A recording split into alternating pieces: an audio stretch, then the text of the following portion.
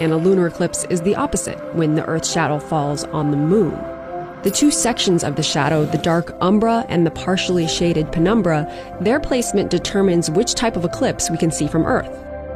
But not all eclipses are made equal. The most spectacular, the one for your bucket list, is a total eclipse of the sun.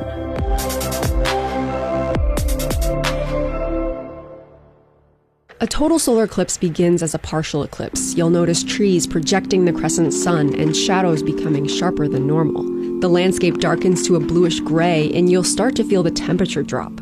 From the west, the moon's shadow rushes towards you like a silent storm. Look up, and you'll see the last sliver of the sun sparkling like a diamond ring before it's broken into a string of beads by the moon's rough terrain. Now you can see the pearly glow of the sun's corona and the pink and red light from the hydrogen gas of the chromosphere. Together, these make up the sun's outer atmosphere, and a total solar eclipse is the only occasion you have to lay eyes on it. This is totality, and if you get a chance to see it, you should.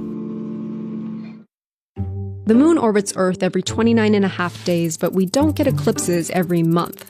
That's because the moon's orbit isn't in line with Earth's orbit. It's tilted about 5 degrees. That doesn't seem like much, but keep in mind that the scale of the model we're showing to you is way off. If the Earth and moon are this size, the distance between them should be around 10 feet. At this distance, 5 degrees is enough to keep the moon's shadow off of Earth and the Earth's shadow off the moon most months. So why do we ever get eclipses? Because there are 2 points where the moon's orbit crosses the sun's plane, called nodes. And as the Earth moves along its annual orbit, those points line up with the sun about twice a year. As the moon passes between the sun and Earth at that time, we get a solar eclipse. And when it's behind Earth at that time, we get a lunar eclipse. There are a ton of orbital quirks that make predicting eclipses really complicated, but in general, we'll have a few solar and a few lunar eclipses of some sort every year.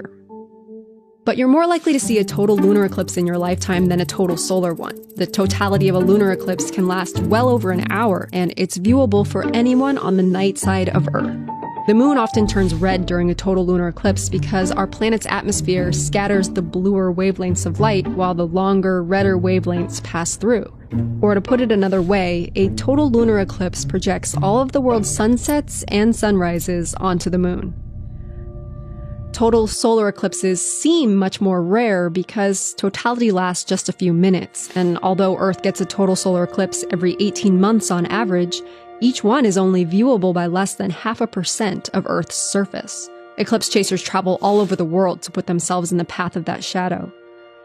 In a total solar eclipse, the moon precisely covers the sun from the vantage point of some place on Earth. This is possible because, by coincidence, the sun and the moon appear to be about the same size in our sky. While the sun is 400 times bigger than the moon, it's also about 400 times farther away. But this alignment isn't constant. The moon has an elliptical orbit. Its size varies about 12% throughout the month. When it's closer to us, we can get total solar eclipses.